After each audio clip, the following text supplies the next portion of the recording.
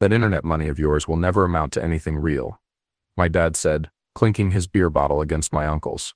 The backyard erupted in laughter. "My name's Alexei Ivanov. I'm 28, and, for the past 7 years I've been developing artificial intelligence solutions from my cramped one-bedroom apartment in Minsk. Not that my family understood or tried to. Every reunion was the same script, polite questions about when I'd get a real job, followed by tech jokes that stopped being funny years ago. I smiled and nodded, the way I always did, let them laugh. The notification I'd received yesterday was still burning a hole in my pocket, the American firm's final acquisition offer. $30 million for my AI optimization protocol, 7 years of 18-hour days, instant noodle dinners, and learning from every failure had led to this moment. "You know, son," my dad continued, lowering his voice so only I could hear, "Sergey says they're always hiring at the factory. Good benefits, too." I took another sip of my beer and watched my brother-in-law Sergey across the yard, showing off his new watch, a reward for his sales achievements. He caught my eye and gave me that same sympathetic look he always did. While I was driving home that night, my phone buzzed. A text from my sister Anna. "Don't mind Dad. He just worries about you." I tossed the phone onto the passenger seat without responding. What they didn't know wouldn't hurt them. Not yet anyway. When I got home, I checked my laptop one more time. The wire transfer was pending. By Monday morning, I'd have more money than everyone at that barbecue combined. I closed the laptop and stared out the window. For the first time in years, I felt something close to peace. I taught myself to code when I was 15, hunched over a second-hand laptop my mom bought at a garage sale. I'd stay up until 3 in the morning, learning everything I could. My parents thought it was just a phase, like my brief obsession with astronomy or skateboarding. "He'll grow out of it," they'd say when relatives asked what I was doing locked in my room all day. But I didn't grow out of it. I graduated high school, got a partial scholarship to state college, and majored in computer science. Everyone expected me to follow the usual path. Internship, entry-level coding job, slow climb up the corporate ladder. Instead, I dropped out in my junior year when I saw the potential in AI technology. My dad didn't speak to me for 4 months. My mom cried. Anna tried to mediate, but eventually stopped defending my choices at family gatherings. "I just don't understand why you'd throw away a degree," my dad had said when he finally started talking to me again. "Your grandfather worked in the factories for 40 years so his kids could go to college." I tried explaining once, talked about the future of AI, about cutting-edge technology, about the future of intelligent systems. Their eyes glazed over within minutes. So I retreated to my apartment and focused on building. While friends got married, bought houses, and posted vacation photos, I lived on energy drinks and takeout, solving complex problems and creating efficiencies no one had thought of before. The first sign that things were changing came 9 months ago. I'd published a white paper on a new AI protocol, and 4 days later, my inbox was flooded with messages from venture capitalists. One of them, Maria from Tech Venture Capital, asked for a meeting. "Your optimization algorithm is groundbreaking," she said over a video call. "Have you considered what this could be worth?" I hadn't. I was just solving a problem that interested me. 3 weeks after that call, I received my first acquisition offer. $4 million. I turned it down. 6 weeks later, $10 million. I turned that down too. Anna called around that time. "Dad's having some health issues," she said. "Nothing serious yet, but he might need surgery later this year." I asked if they needed money. She hesitated before saying they'd figure it out. When I hung up, I stared at the latest offer in my inbox, $20 million, and felt a strange hollowness. What was the point of solving problems if I couldn't solve the ones closest to home? 2 days before the family reunion, I sat across from 6 executives in a virtual meeting room. After 7 rounds of negotiations, they'd reached their final offer. $30 million with a 2-year consulting contract that would pay an additional $200,000 annually. "We need your answer today, Mr. Ivanov," the CEO said. I asked for an hour, walked around my neighborhood, past families grilling in their yards, kids playing football in driveways. Normal lives. Visible lives. The kind my parents could understand and approve of. When I returned to my apartment, I signed the contract and closed my laptop. That should have been a moment of triumph. Instead, I felt a strange emptiness. 7 years of work, culminating in more money than I'd ever dreamed of, and I had no one to share it with who would truly understand what I'd accomplished. At the reunion, watching my family laugh at internet money, I realized something. They weren't mocking me because they didn't care. They were doing it because they couldn't see what I saw. They lived in a world where success looked like Sergey's commission watch or my cousin Ivan's management position. I thought about telling them, considered pulling out my phone and showing them the pending transfer. But as my dad passed me another beer and clapped me on the shoulder with that mixture of affection and disappointment, I decided against it. This wasn't about proving them wrong anymore. This was about something else entirely. Something I was just beginning to understand. On the drive home, I pulled over at a scenic overlook above the city. The lights of Minsk sprawled beneath me like a circuit board. I made a decision right there. I'd do things differently. No announcement. No revenge. No I told you so. Instead, I opened my banking app and set up a new private account. Then I made a list of names. My parents, Anna, her son Maxim, my uncle Vlad, who'd lost his job last year, even Sergey. I knew exactly what I was going to do, and none of them would ever know it was me. A month after the acquisition, I met with a financial advisor in Minsk, a discreet woman named Svetlana, who specialized in sudden wealth management. Most people in your position want to make a splash, she said, reviewing my plans. Buy a mansion, a supercar. Show everyone they've made it. That's not me, I replied. No, she smiled. I can see that. We set up several anonymous charitable trusts and family assistance funds. I kept my apartment, my used Lada, and my regular routine. The only change was the knowledge that my family would never face financial hardship again. They just wouldn't know I was behind it. 3 weeks later, Anna called in tears. Maxim needs braces, Dad needs surgery, and they just cut Sergey's commission structure at work, she said. I don't know what to do, Alexei. I might be able to help a little, I offered, already knowing I'd pay for everything. Thanks, but she hesitated. Dad doesn't want charity, especially from you. He thinks you need to focus on getting a stable job instead of your AI thing. That stung more than I expected. What did you tell him? I said I wouldn't ask you, she admitted. I'm only calling because I'm desperate. After we hung up, I sat with that conversation for a long time. My own father would rather struggle than accept help from me, because he thought I was failing. The irony was almost too much. The next day Anna called again, confused and excited. You won't believe this. Some foundation called about a community grant for families with medical needs. They're covering Dad's entire surgery. That's amazing, I said, knowing the foundation had been created just yesterday, with a single anonymous donor. Me. And get this, Maxim qualified for a full orthodontic scholarship through his school. They said someone endowed it specifically for kids in his grade. Sounds like your luck is turning around. Anna paused. It's weird, right? All this happening at once. Those good things just happen, I said. 2 days later, my phone lit up with a text from Sergey. Dude, did you hear about the farm? My grandfather's farm had been in tax trouble for years.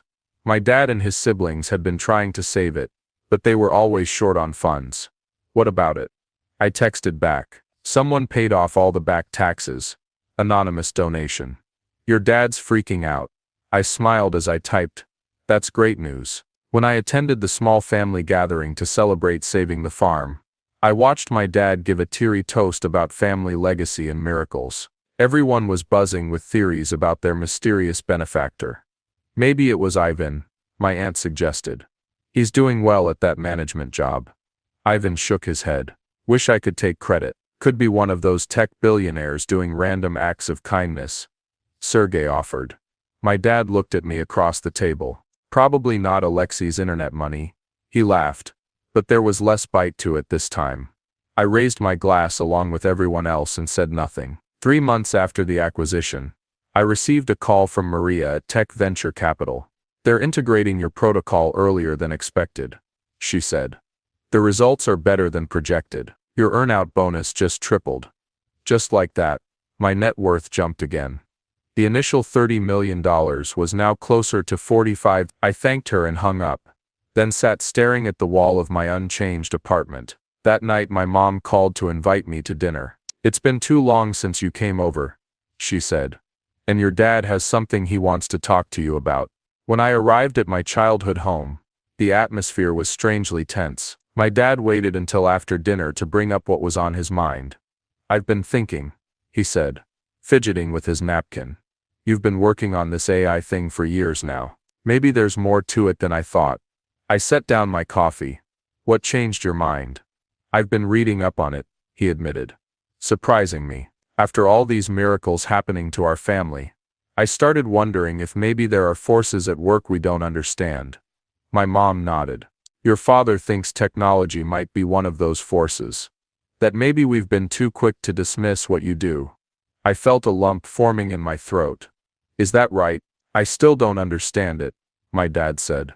"But I'd like to if you're willing to explain it again."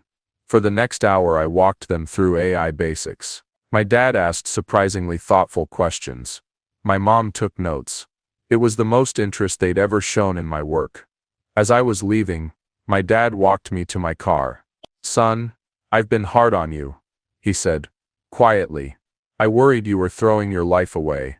But these past few months have made me think about what's really important. It's not what job you have or how much money you make. It's family." I nodded, unable to speak. "Whatever happens with this AI business, I want you to know I'm proud of you for sticking to what you believe in. That takes guts." As I drove home, I realized something unexpected had happened. In trying to help my family without showing off my success, I'd inadvertently given my dad something more valuable than money.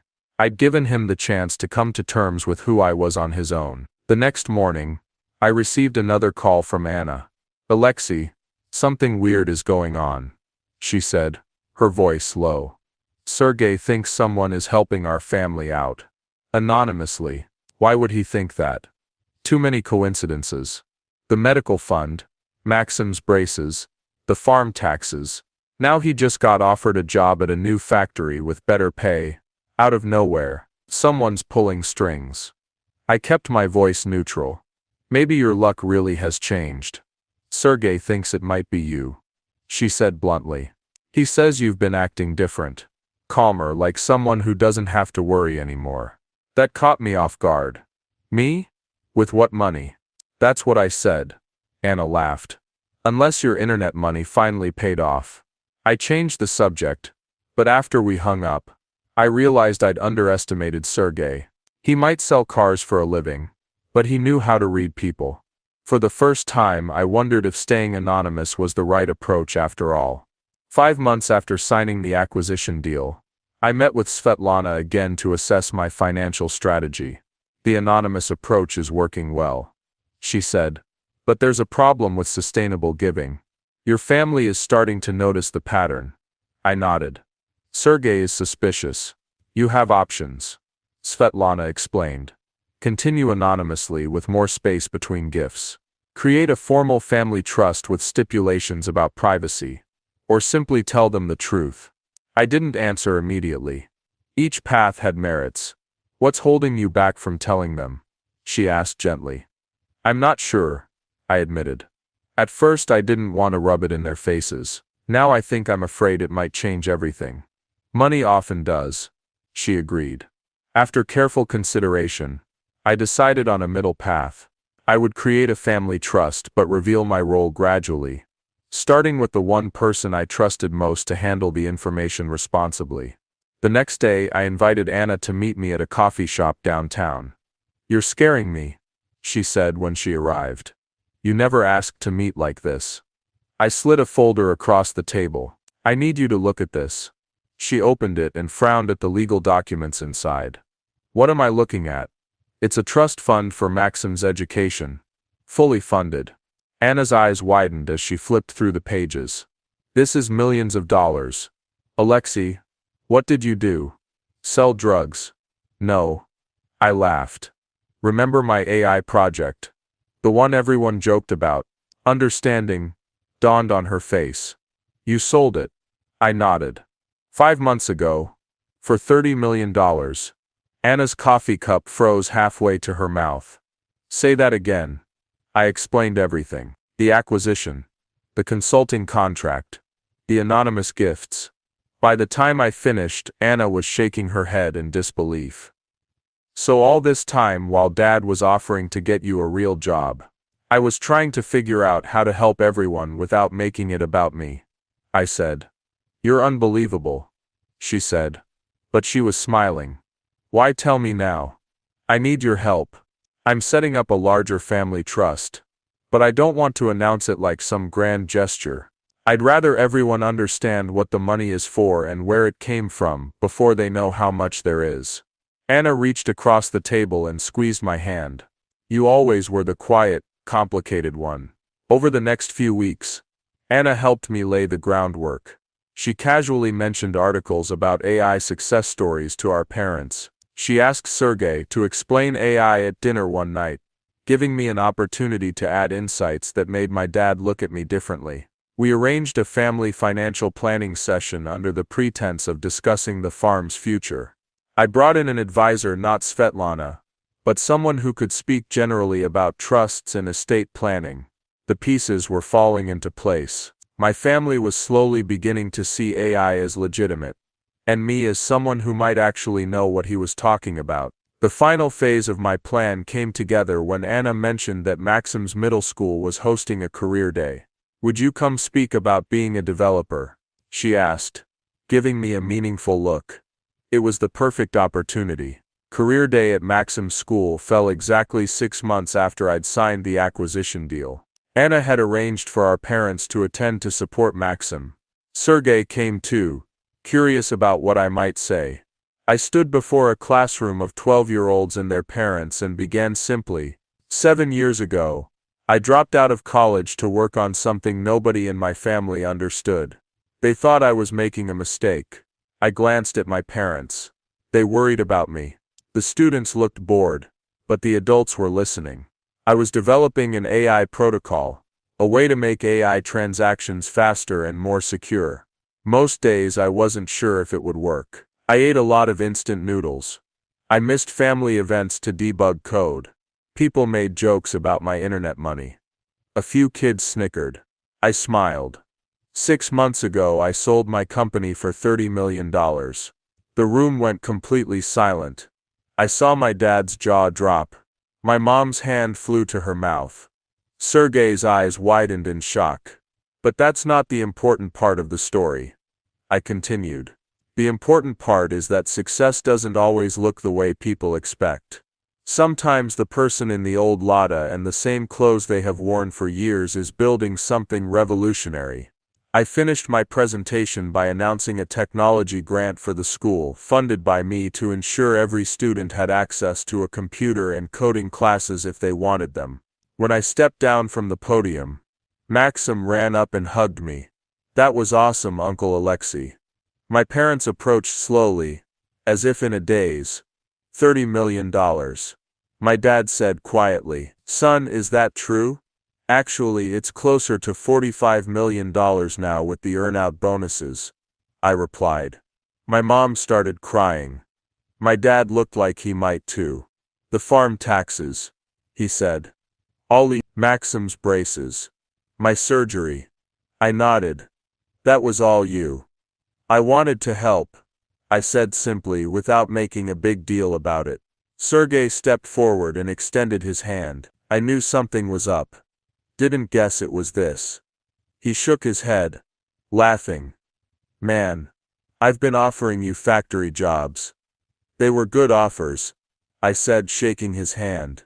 Just not my path. 2 weeks after career day, I helped my parents move into their new house, a modest but comfortable place closer to Anna and Maxim.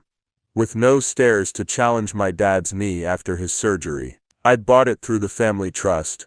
With their full knowledge this time. Still don't understand exactly what you invented, my dad said, as we unpacked boxes in his new garage. But I'm trying to learn. That's all I ever wanted, I told him. He paused, a box of old fishing gear in his hands. I'm sorry I didn't see what you were building. You couldn't have known, no, he agreed. But I could have trusted you more. Later that evening, the whole family gathered for dinner on the back patio. Sergey was talking excitedly about the coding classes he'd signed up for. Never too late to learn new skills, he said. Anna had quit her stressful accounting job to start her own practice with seed funding from me. She was already helping other families navigate financial challenges. Maxim was showing my mom how to buy her first Bitcoin on a smartphone app. As I watched them, I realized something had shifted fundamentally. The money had changed our circumstances, yes. But what had really transformed was something deeper. A newfound respect. Not just for what I'd accomplished, but for different paths to success. I slipped away from the table for a moment and walked to the edge of the yard. The sun was setting over Minsk, painting the sky in oranges and purples. My phone buzzed with an email from Maria. Another company wanted to discuss my consulting services at triple my current rate. I put the phone back in my pocket without replying. It could wait until tomorrow. Everything okay? My dad had followed me out. Just enjoying the moment, I said. He nodded, understanding in his eyes that hadn't been there before. Your grandfather would have been proud, you know. Not of the money. Of the perseverance. I learned that from you. I told him honestly. He put his arm around my shoulders, a gesture that would have felt awkward months ago but now seemed natural. Come on back to the table, he said. Your mom wants to know if she should buy Ethereum next. I laughed and followed him back to the family I'd always had. But who could finally see me?